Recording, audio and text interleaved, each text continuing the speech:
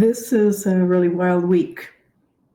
So, two soldiers, one actually is supposed to be active duty still, and the other one is formerly active duty, where have been charged. It looks like DOJ has, as they're digging through whatever it is that has been going on within DOJ and the FBI regarding files and new leadership assuming command of the agencies, that they're actually have been planning. This is a conspiracy to collect and disseminate state secrets, basically, to a foreign power. And the adversaries, most probably, this is going to be a deal where the two apparently have Chinese names. So right off the bat, it doesn't look too great for them.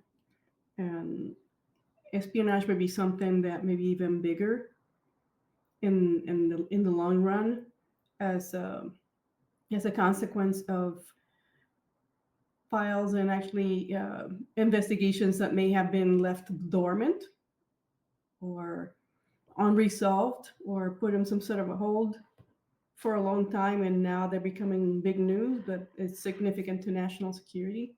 But that the people who were running things before were putting a cap on it. And it's forming up to be really interesting 2025, and that Europe right now, they're they're trying to act like they got things under control, but it appears that they're pretty scared. It's either they're getting a whiff of blood and remembering how much they enjoy that, because they seem to be the ones wanting to continue hostilities. But who are we going to trust now? Because when you put so much money into security and it goes to somebody else, is just we're going to be shifting blame. The U.S. is no longer funding our security. Security always has to be funded. You can't do a security mindset. It's free, but the actual implementation of a plan or a system and policies that will cost money. And national security and this basically the safety of the entire world can depend on this, and that cannot be done cheaply. Pay now, pay later. That's what I've always been told, and it rings true.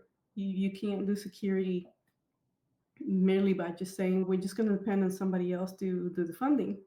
And anything from weapon systems, like these two guys, they're supposed to be technically trying to steal secrets and sell them to the Chinese. So obviously they're U.S. citizens that have served this country, but now what they want to do is a complete opposite.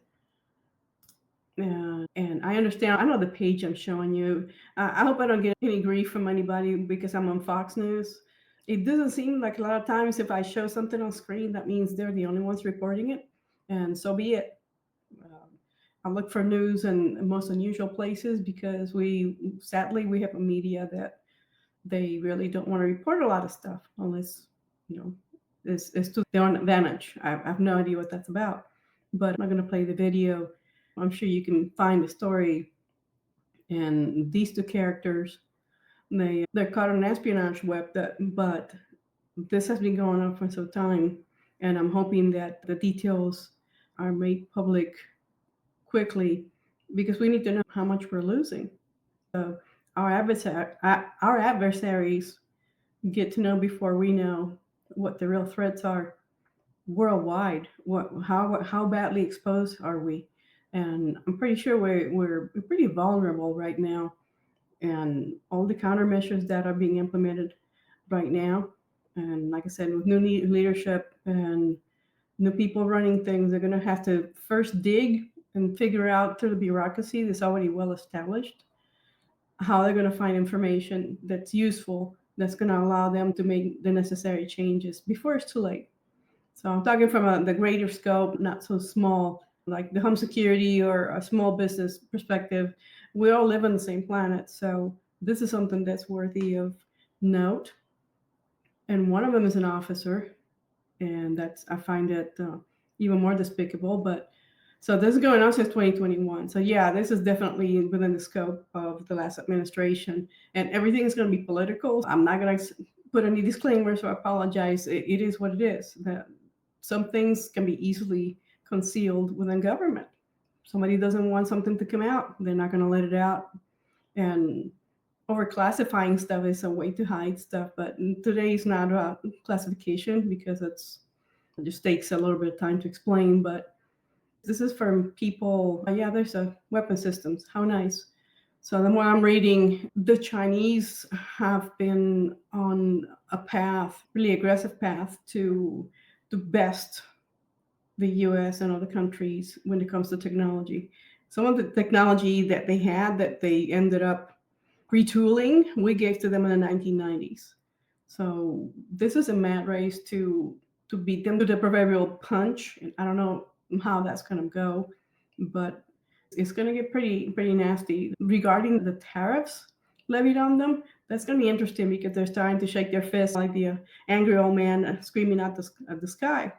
They're as soon as you cut off funding to any bad guy, any adversary, and we have been giving money to adversaries, which is mind-boggling, the more of that you're going to get. And I'm just still shaking my head. I shouldn't be. So don't hate on me because this is Fox. I'm just looking. I even go to the Daily Mail for crying out loud. I enjoy their crappy reporting because sometimes their editing is really poor. I thought the British had better handle on the English language. I don't feel bad anymore on account their writing is really crappy, but they seem to put out a great deal of information that in this country we're just not going to see unless we're digging really deep into the web. Someone alerted me to why the Turks and Caicos Islands, the State Department has issued a travel warning, an advisory. And the more I read it, it's really, if you've ever been in the military, maybe you haven't, and you're watching, if you go, what is she talking about now? It's called a safety brief. And the concept of the safety brief came about that one guy in the barracks who did some stupid shit. And then the rest of us had to pay because he got hurt and he ended up in sick call and or destroyed equipment that was very expensive. And therefore now we all have to pay collectively because that's how it goes in the military. And this is the same concept. Someone probably packed, they're used to carrying a weapon. And some of us have carried weapons on the job and maybe traveling sometimes on official business, but sometimes you have to declare that you have a weapon, but you have to be a credential officer and all that. So there are certain rules you go by, even when you have credentials. But if you're just traveling for pleasure and you usually carry a firearm, which is great, do like some of us did. We have to go top to bottom, check pockets, check your shoes, anywhere where there could possibly be even a casing when you went to the range to practice and you're feeling pretty good about yourself. And now I'm going to go on that cruise. And now I'm landing here. Maybe you take a flight to Turks and Caicos and they don't like you having even anything that's related to a firearm because you don't live there. So this warning in particular probably has to do with the fact that someone has a foreigner landed there and the locals found some sort of anything that was related to a weapon. And you know what? All countries have laws, but what they might consider it to be a weapon could be subjective. You can't carry apparently sat phones into certain countries. That's ruled, I think, even in India. But not to get off the topic, but there's some things that you might find that rather odd that are being banned in a particular country. Always go to the State Department. Always told everybody I have worked with the State Department. Please go online and check and just do a chat GPT and tell me what are the latest risks, crime statistics or whatever for the area of the world that I want to visit. And just remain informed traveler.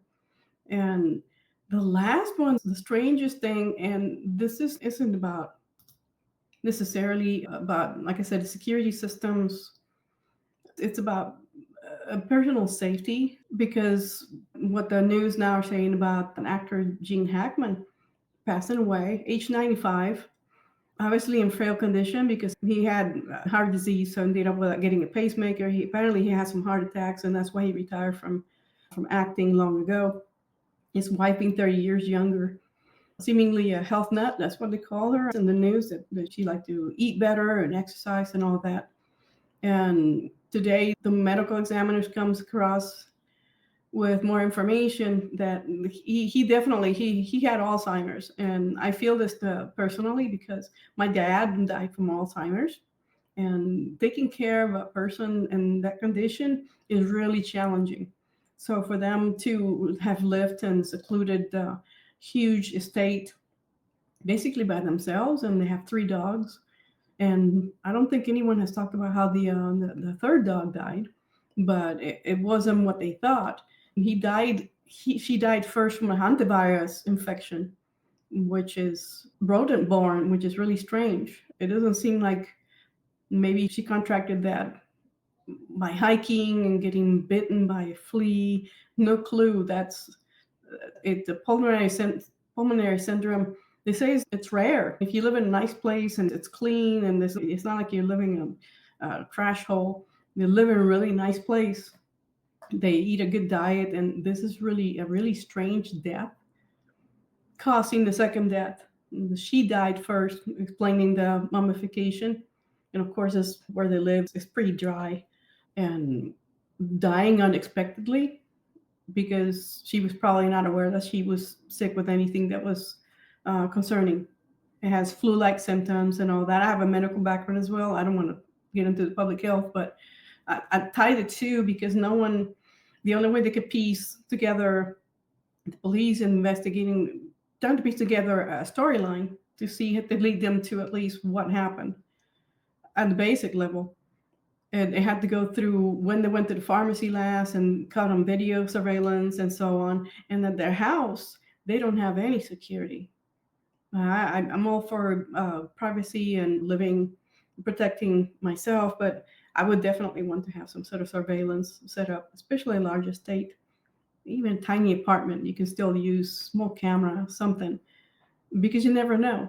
2 people living alone, one in frail health, and the other one is much younger but still susceptible to death. And death is the one thing we all get to experience at some point. And he died a few days later, probably from cardiac arrest, is what they say, which would not be at all unusual given his condition. Like my dad died from, he stopped breathing, and after suffering 11, he had strokes the night he died, and then shut down his breathing, and that was it. And he was 94. So they go out in a weird, really strange way, but it's pretty sad and pretty horrific that she died first, and he followed that, probably not being aware at all that she had passed on. So what was going on in that house? Pretty awful.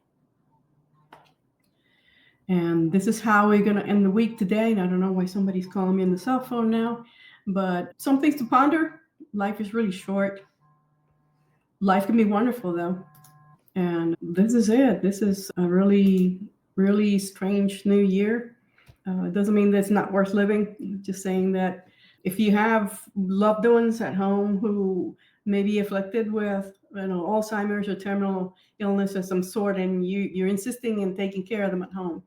So the security part of it, on the human level, definitely I would be more interested in setting up some sort of some securities, some steps to take in case something happens that triggers another response and so on. Here, there's no response. Nobody has checked on 2 individuals, one who's frail in health and the other one a caretaker. So there's no one else in the home to be able to look after them. Pretty sad ending. I know they lived full lives. I hope that this is a good learning point for all of us. And living in isolation, I'm not against it because I like privacy.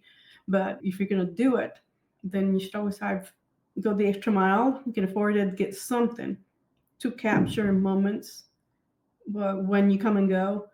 That way, if anything were to happen, just like I told you with a business, you have some sort of documentation already ready to go because it's taking a little bit of time. They move quickly though in figuring it out. I'm still trying to figure out how the dog died, but it rules out a lot of the other really insane and not proven theories everybody's throwing out. And it just turns out to be the worst case scenario that someone suffered a life changing event, and the person who could have saved them ended up dying first, and you end up trapped in your own situation, not knowing. So that's pretty sad end. But just getting some information out to think. You just think, does anybody know where you are? And sometimes having some level of accountability, even with our loved ones, is a good thing. Somebody needs a phone call once a week. Don't turn them away, because you never know. That may be the last time you talk to them. So I want to thank you for stopping in. I know I started right out of the box today. I get a lot of energy for Friday. If you would be so kind, do me a favor and hit the like button and subscribe, so I can continue to bring some information to you in this channel, to help me grow. I want to thank you to also one more time for stopping by and watching, and I hope to see you again soon.